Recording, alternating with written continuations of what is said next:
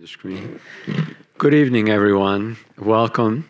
I'm Professor Stan Pugliese from the History Department here at Hofstra University and the director of the Italian American Experience Lecture Series, now in our 29th year, so it's hard to believe.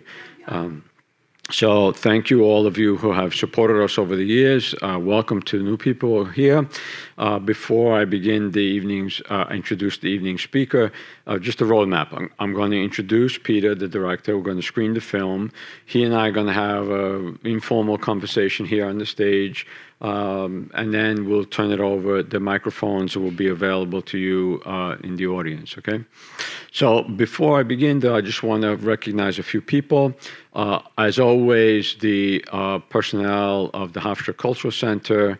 We have Janine Rinaldi, Amy Trotter, Carol Mallison's not here, but also Athleen Collins, the director, who have done all of the logistical work over the past 3 decades for the series. And as you can see in the back there, almost an infinite number of cultural events throughout the semester.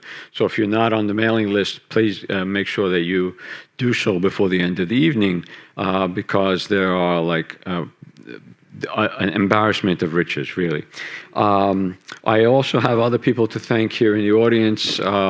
There is Josephine Maeta, who is the president of the Association of Italian American Educators, who has supported the series for many years, and also Dr. Ann Romano, who is the president of the Long Island Regional Chapter of the Italian American Studies Association. So thanks to her as well.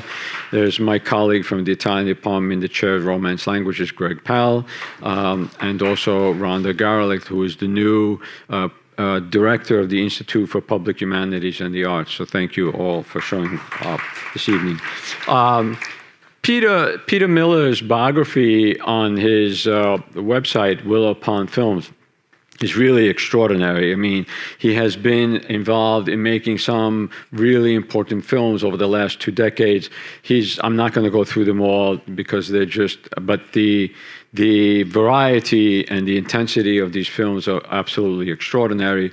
And he is no stranger to Hofstra, having come here to present one of his earliest documentaries on Sacco and Vanzetti, for which Marianne Trasciatti, another colleague of ours, was an integral part of that film.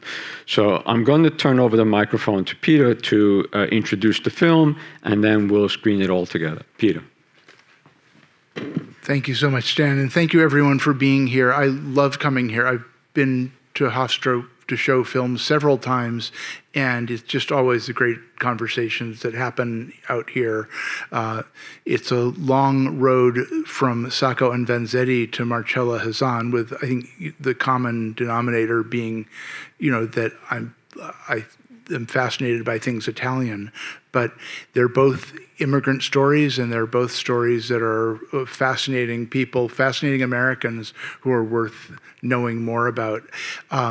I've been cooking from Marcella Hazan's cookbooks for over 30 years. I think I make movies, and I also make dinner. And she is just this voice that's been in my head, and it really is like the honor of a lifetime to have gotten the chance to tell her story and to find out about her and to share her story with the world. This movie took about 6 years to make, a labor of extreme love, like Marcella's Bolognese ragu. I think that taking a long time may have made it better, but it's a fascinating tale. Just question: who here has cooked a Marcella Hazan recipe? So many of you. She's an extraordinary character. So I got to tell her story. It showed in movie theaters this spring.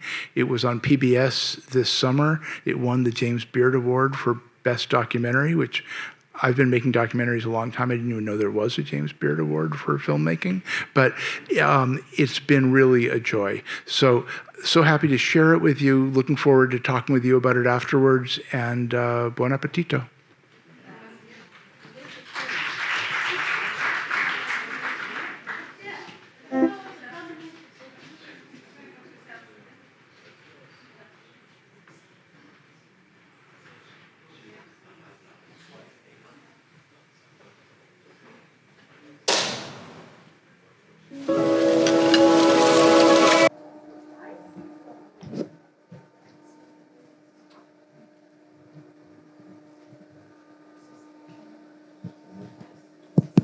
That's on. We good? Hello? Are we good? So, first of all, join me in thanking the writer, producer, director, Peter Meyer. Thank you so much. Really is a gift. Okay, some food. I'm starving. God, am I hungry? Yeah, it's true. So, I'm going to just ask a few questions and I'm going to open it up to, I'll turn over the microphone to the floor. But first of all, Peter, tell us about the origin story of this project. So I've been cooking from Marcella Hazan's cookbooks for as long as I've been making documentaries, maybe even before. I mean, my wife and I, every night practically, go into the kitchen and cook something. We make a big, I don't know why we do this, but this is what we do.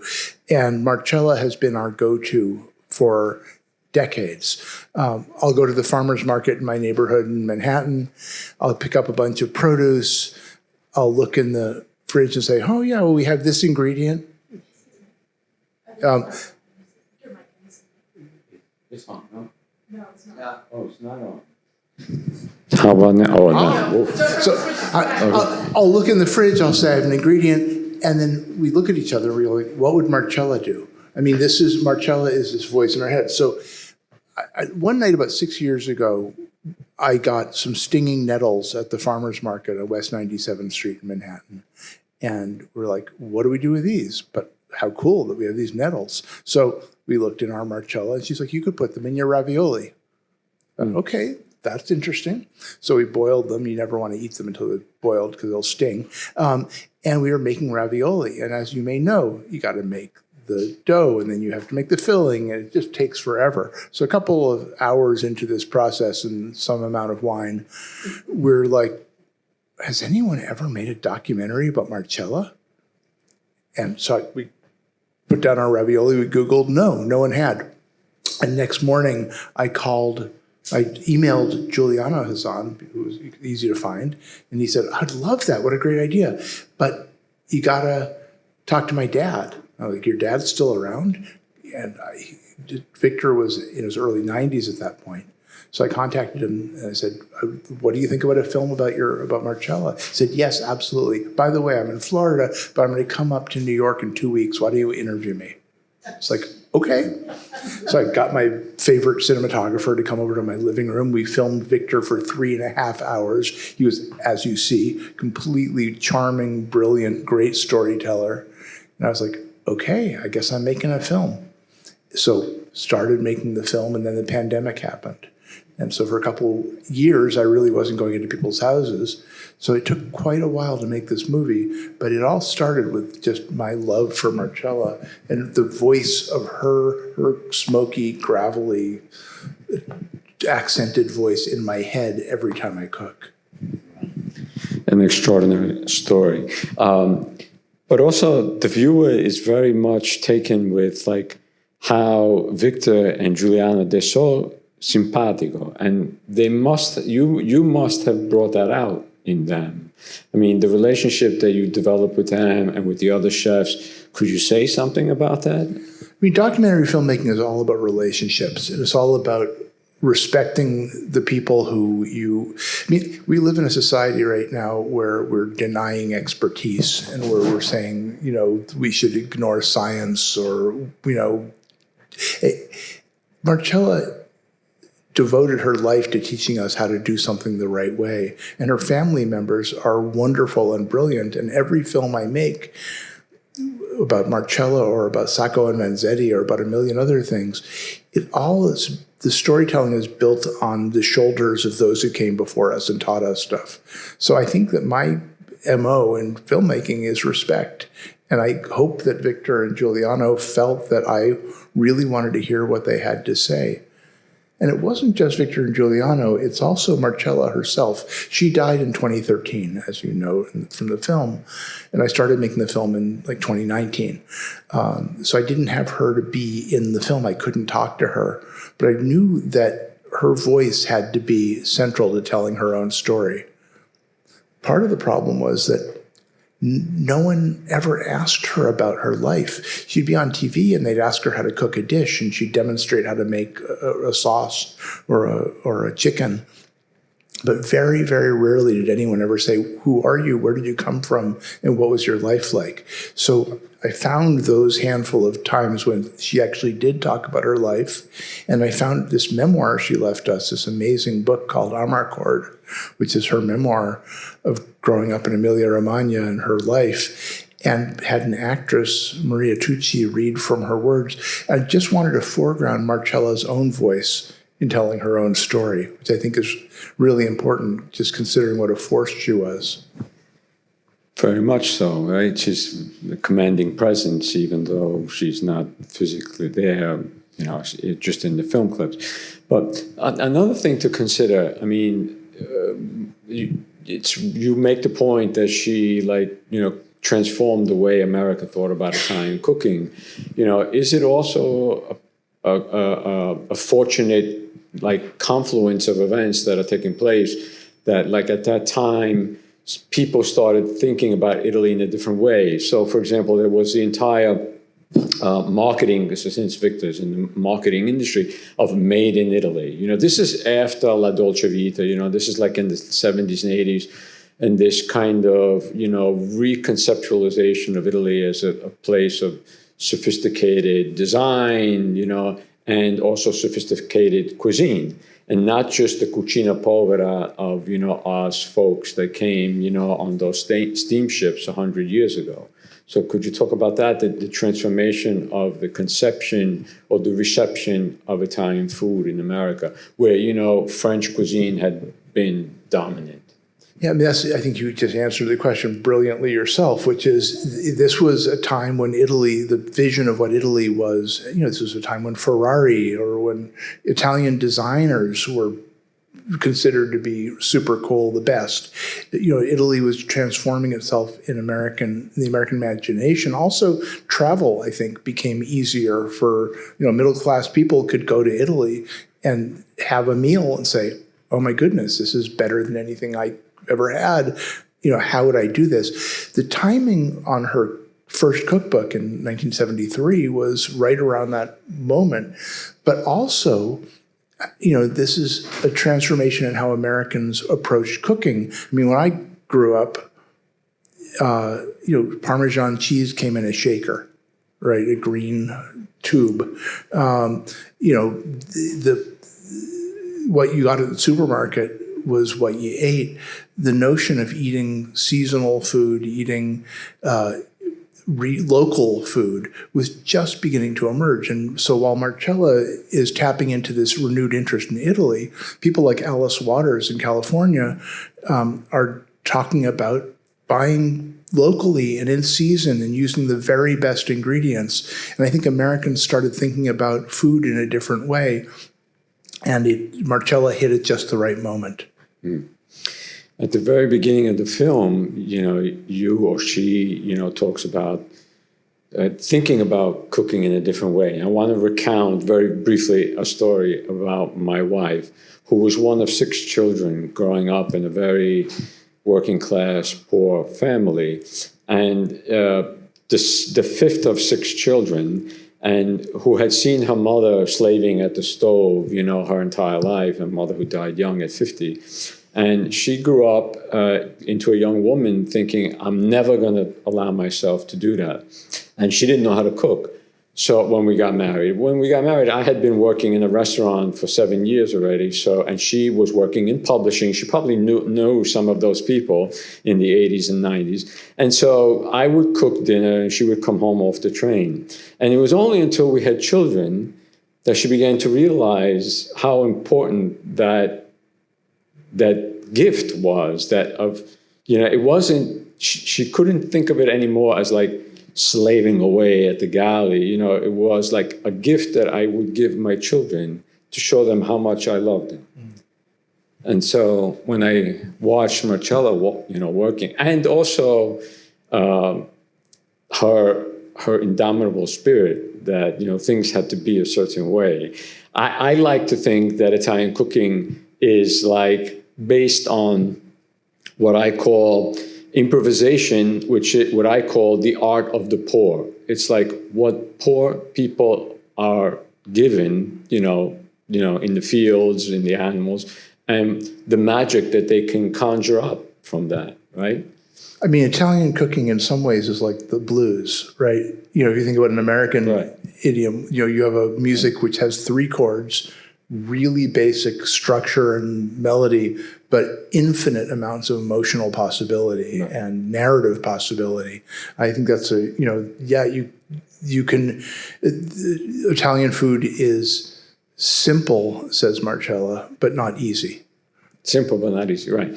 And so, I mean, you see these in some of the recipes, like the lemon chicken, right? Like 3 ingredients, right? And so there's this dichotomy that we can set up between French cooking, which presents itself as a challenge to nature. Nature says you shouldn't do this and that, you shouldn't put these things together. Well, we're going to put them together. Instead, Italian food, it seems to me more like what's out there, what's in season, what do we have, and what can we do that's relatively easy. So it's a very different way of thinking about the natural ingredients. And it's also a process of alchemy, right? In a certain way, you're like a chemist or an alchemist. You take these raw materials and you transform them into something absolutely extraordinary. And you have it with people you love. And one of the film begins with a quote from an essay that Marcella wrote. It's actually an essay she wrote about cooking for herself alone. It was a whole book of essays about eating alone. And basically, her chapter is kind of an argument against eating alone. She said, yeah, this is what I cook if it's just me. But to put a lovingly prepared meal on the table for people that you care about is the most binding act of intimacy. That's how I begin the movie. Yeah, because this is, the message is, if we look at food, as we should look at so many things in our lives, we sit here looking at our telephones alone. We live in isolation from each other. We don't go to collective events enough. What we're doing here is the same as sitting down to a good meal. We're in a room together, talking together. I think this is something which she really believed. She didn't make fancy-looking food to serve in a little sculpture on the plate. She served a platter of delicious food that should taste good, but more importantly, should bring you together as people who love one another to do this sacred act of eating together. And I think, to me, the message is not just about food or Italian food, but it's about an approach to life. I mean, Steve Sando, the bean guy in the film, says, you know, I would like to apply Marcella's approach to Italian cooking to everything we do in life. Yeah. Very much so. Just very briefly, last personal point. Our children, you know, would bring their friends over to our house, and they were always astonished at the amount of, you know, work and care that we would put into our meals. And one time during the summer, we had fried the zucchini flowers, you know, with the ricotta, right? And we brought them to the table, and my daughter's friend looked at us. I looked at her and says, "Your family eats flowers?" And she goes, "Yes, we do." And it was like a magic, to this kid, it was a magical thing that you know, you go in the backyard, you put these zucchini flowers in the morning, and then at night you make these, you know, stuffed zucchini flowers. So, and our children, you know, my wife and I consider this one of the greatest gifts that we could have given our children, you know. Amen. Okay. I'm going to put the mic back, and Amy or Janine, and I'm going to let our audience ask questions or make comments. Or I can come down, actually, and just... No. Who wants to ask the first question? This young lady here, she learned everything from Marcella. Steve. Ay. Go ahead, come I on. knew I shouldn't have sat next to Joseph. No, wrong move. I came from Brooklyn to be here. Oh, please don't video. It's okay, I'm not gonna show it to you. I don't have to speak with the Yes, you mic. are. Yes, you do. 'Cause it's- I would be grateful because I won't hear you if you don't. You can hear me right now. Not as well if you use the mic. Okay. Oh, my goodness. Anyway, I have a very special feeling for Marcella Hazan because I got married in 1975. Her books had just come out. I was recently fresh from Italy, I guess. I don't know. I was 12 years old. I got married, I was 18. So that's pretty fresh. And I'm from Sicily. And I married someone from Emilia-Romagna, which is where Marcella Hazan is from. Although I knew about cooking, and of course, I could definitely do a meal, but it was just what my mother would do. And it was typical things, and they were done always the same and repeated. And it wasn't like, let's try this or let's try that. It's whatever you ate all the time. When I got married, my mother-in-law instead, she would do gnocchi, and she would do these tortellini and cappelletti, and we only did pasta from the box. I mean, my mother probably would have been able to do lasagna, but she didn't. It was, took a long time.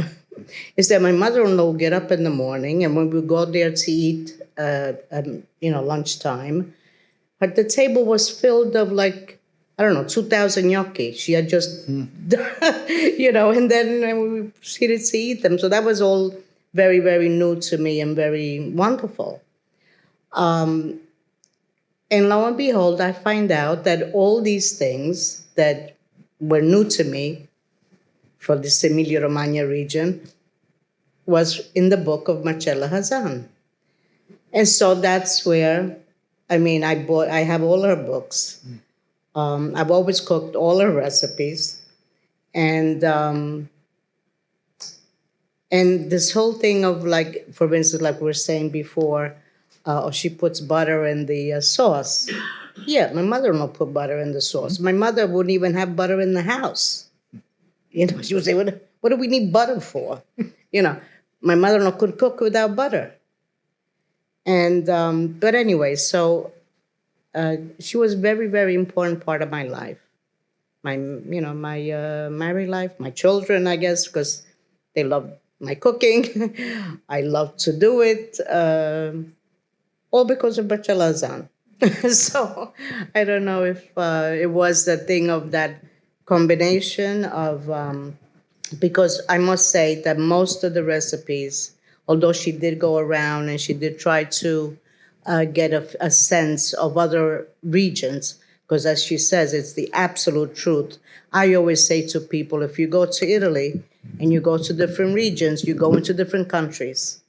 And it's the absolute truth. And so that definitely is also very apparent in food. But anyway, that first book. Somebody else has to. Thank you so much for that. That first book really is more steeped in her native region, and then in subsequent books, she started exploring more and more and more around the country. And Italy is a cuisine of its regions, and you're absolutely right. Thank you. That's a beautiful story. The way she would explain, when she would talk about the Sicilian recipes or it was more the words than the actual recipe.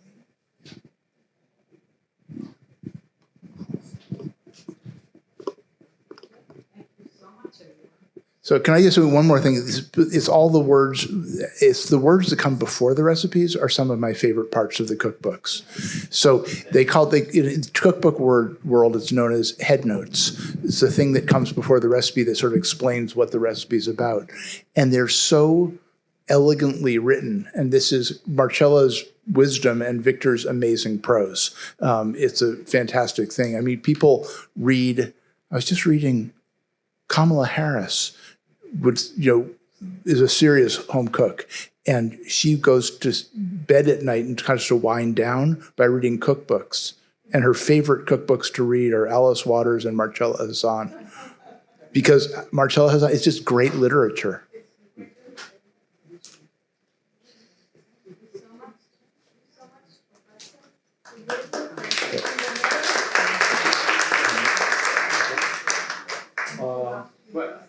Maybe Peter might say one more thing before we leave, since we're in this moment. You notice that this film and many of his other films have been shown on PBS, American Masters. So maybe you want to say something about this, So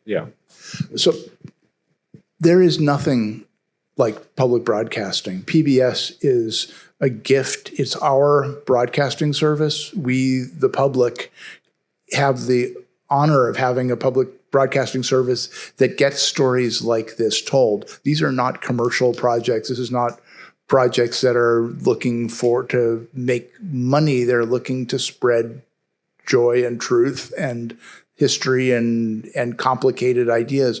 We're in a difficult time right now in terms of our media environment. The federal government cut the National Endowment for the Humanities entirely. The National Endowment for the Humanities, which supports the best historical filmmaking and storytelling. And PBS just lost $1 billion, which means that small stations across the country are closing, and programs like this one aren't going to get made. So I'm hoping that the public says, basta, as Victor would say, says that this is crazy. This is so valuable to have. If we know our history, we can make sense of our present. And so much of the best historical storytelling that happens in this country happens on PBS. And may it find a way to come back and thrive and survive. There's never been a time when we need to know our history more than now. Thank you, Peter, for bringing us this wonderful film. I hope we have an occasion to bring you back. I love it. I hope so. There are DVDs of the film, if anybody still watches those old things, sitting on the table back there. And tell your friends to watch Marcella. Yeah. There's a question back here before we go. Sir. I'd like to know the origin of the injury that she received as a child. She was on the beach. That her family, for reasons I don't fully know, were living in Alexandria, Egypt, briefly. And while they were there, she was on a beach in Egypt running. She was a 6-year-old. She fell over. She broke her arm. It didn't get set properly where they were. Marcella's mother hurried her back to Bologna, which is the nearest big city. They had a great orthopedic hospital, and they had the best doctors for this, but the damage was done, and they chose to save her arm, but it would always have to be at this awkward angle. That Marcella did everything that she did is with that injury is really a tribute to her doctors, but her force of will and spirit. And in some ways, biography, often you're looking at what is it that makes a person who they are? This was a time before the disability rights movement, before the Americans with Disabilities Act. She hid her injury, and yet her injury made her strong, I think. I think it's part of who she was. And the fact that she's this formidable, tough lady is not, you can't separate that from what she went through with that injury, I think. It's a great question. Thank you, Thanks, everybody.